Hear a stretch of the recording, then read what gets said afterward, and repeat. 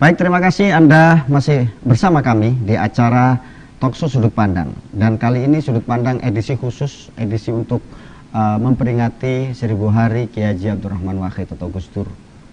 Seorang ulama, seorang tokoh bangsa, seorang guru bangsa yang secara khusus memang dipersembahkan, diberikan anugerah dan persembahan oleh Kiai Nizam As-Sofa berupa syair tanpa waton yang beliau karang mulai pada tahun 2004. Dan salah satu hal yang ingin kita kaji di sini adalah apa saja isi dari syair-syair ini dan apa pesan yang harus kita tindak lanjuti. Saya bersama Gus Nizam. Gus, kita tinggal beberapa, Gus. Ini ada kalimat gini, Gus. Uripe ayem, rumongso aman. Dunungi roso, tondo yen iman. Sabar narimo najan pas-pasan, kabeh tinakdir saking pangeran.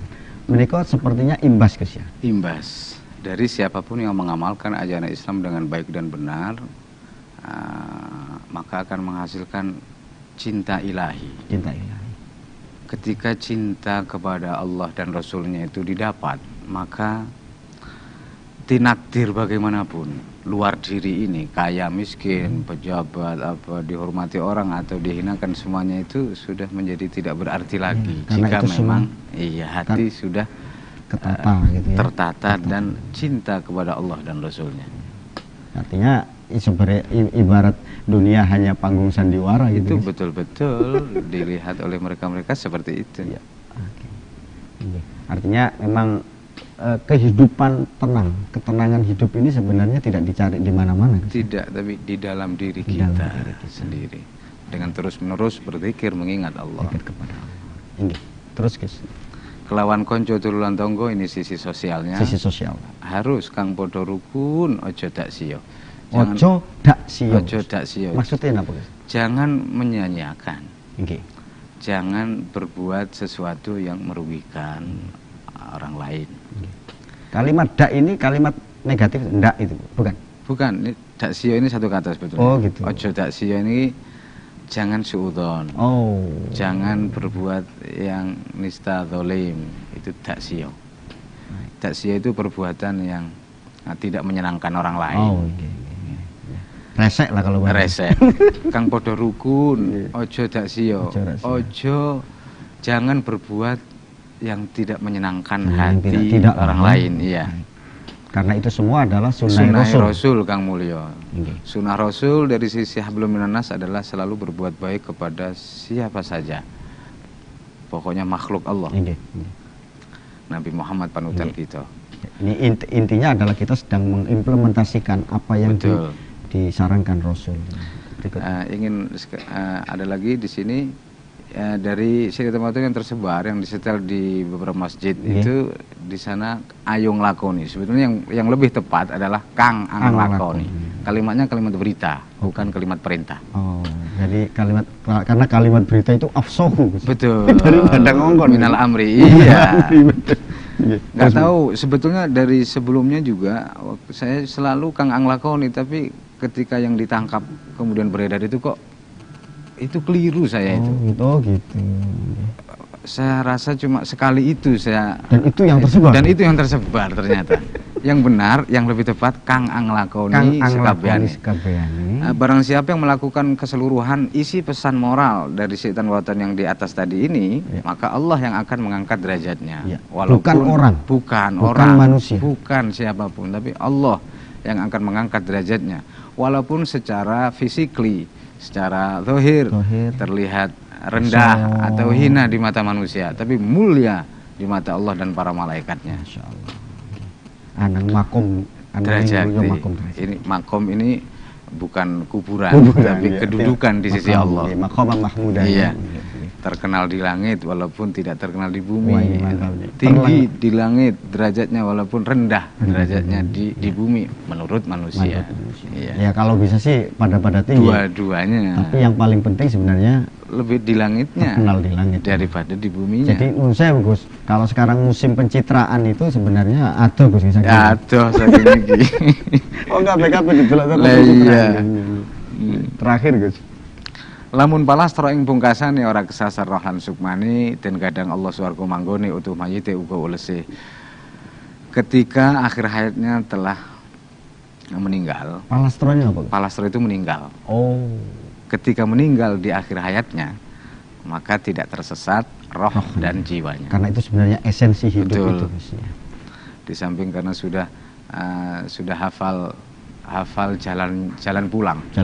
Dan sudah tahu harus pulang kemana. Iya, maka Gus Dur juga berpesan, aku hanyalah pulang, tidak pergi. Aku hanya pulang. Aku hanyalah pulang, tidak pergi.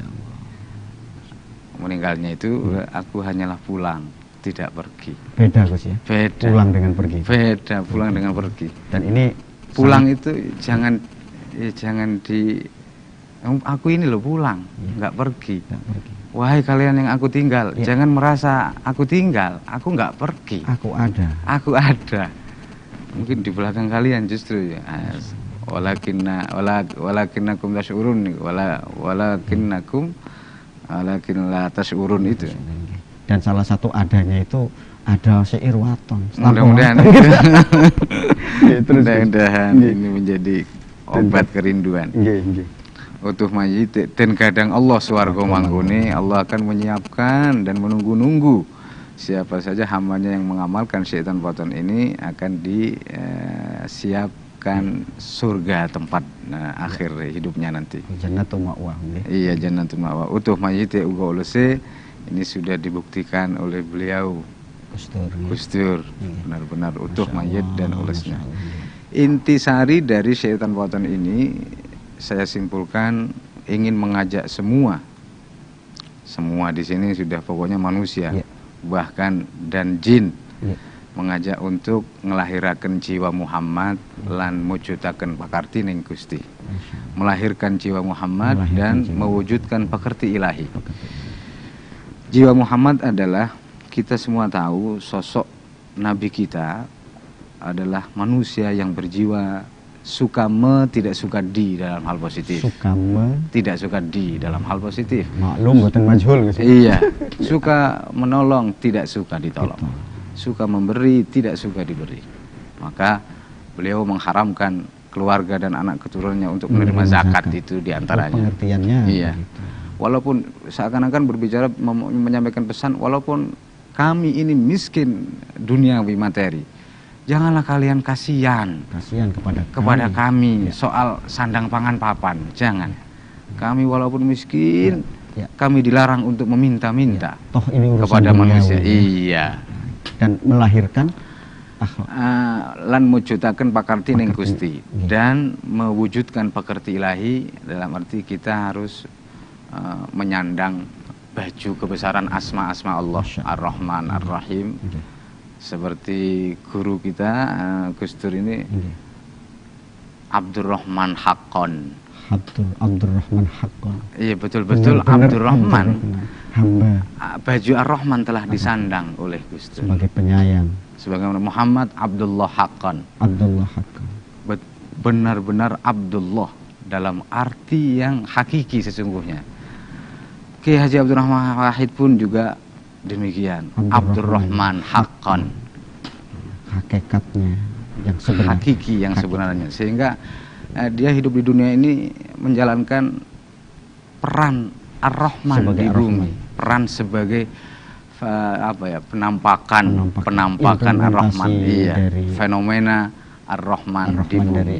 Dari sifatnya Allah. Seakan-akan Allah bermaksud begini, wahai siapa saja yang ingin mengenal namaku dari sisi nama Ar-Rahman, lihatlah Abdurrahman Wahid itu gitu.